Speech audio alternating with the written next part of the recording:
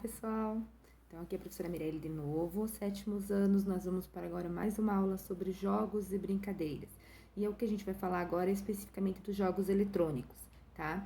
Então, nós tivemos uma aula prática de jogos eletrônicos, a gente foi na sala de informática, jogamos alguns joguinhos que estavam disponíveis, pedi para vocês trazerem o celular, só que teve muitos alunos que não puderam estar presentes, mas a gente vai repetir essa mesma aula novamente, tá? Hoje, então, nós vamos falar sobre o histórico dos jogos eletrônicos, as diferenças entre jogos eletrônicos de ação, de estratégia, tá? Aí a gente vai falando um pouquinho de cada um deles, ok? Vamos lá? Vocês vão poder acompanhar os PowerPoint que a professora dispôs também para vocês lá na plataforma do Classroom, tá? Então, o que eu tô falando aqui está lá. Jogos eletrônicos. Então, como surgiu? Muitos acreditam que os primeiros registros de jogos eletrônicos surgiram na década de 1950. Tennis for Two, desenvolvido no ano de 1958 pelo físico nuclear norte-americano William Bolton. Acho que é isso que pronuncia. Considerado um dos jogos eletrônicos pioneiros no mundo do games. Então, o primeiro jogo de fliperama chamou-se Computer Space. Foi lançado em 1971. Logo, outros jogos surgiram, né, como Pine, Invasores do Espaço, Pac-Man e aí por diante. Então, vocês têm uma imagem lá do William, tá? Como criador do primeiro jogo eletrônico, tá? Aí, nós vamos para a história do RPG, tá? Gary Gygax, deve ser, fundador do TRS, né?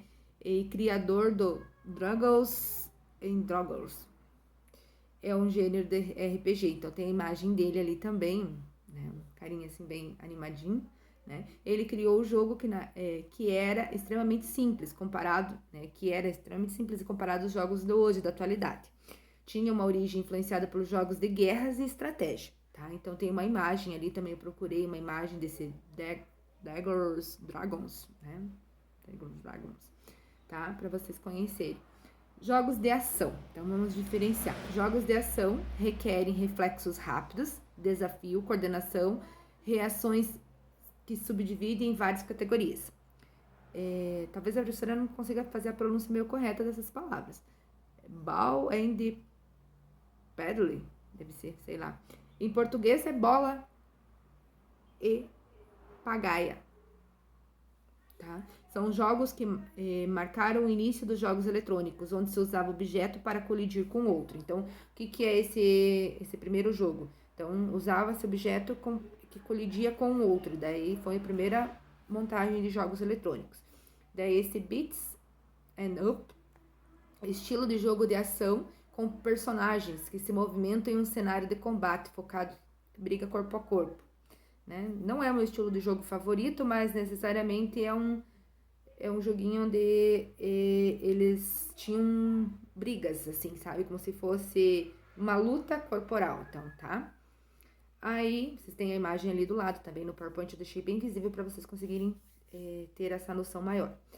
Tá, jogos de estratégia. São jogos que enfatizam a habilidade de pensamento e planejamento para alcançar vitória, tá?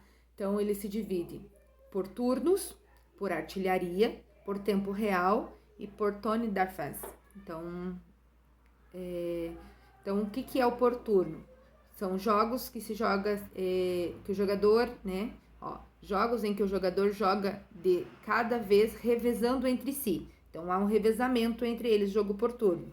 Artilharia, jogos que envolvem combate direto entre unidades inimigas. Versões eletrônicas, inspirada tipo Batalha Naval, tá? Então, eu deixei uma imagem da Batalha Naval para vocês terem uma noção. Jogo em tempo real, jogo, né, em que os jogadores jogam e tomam decisões o tempo todo. Então, eles têm que ter partir de decisões o tempo todo, né? O que eles vão fazer, para onde que eles vão, tá? E esse Tower Defense é um jogo com o objetivo de impedir que a unidade controlada por computador atinja o objetivo.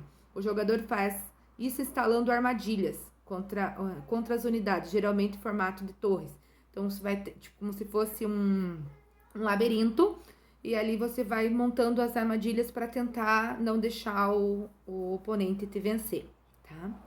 Bom, o próximo são os jogos de aventura.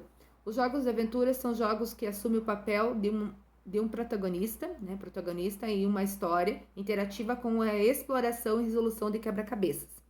Então, como se fosse definindo, né? Resolvendo aquele quebra-cabeça.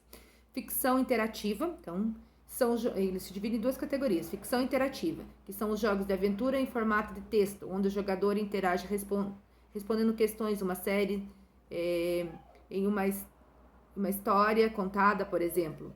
Life is Strange Before the Storm.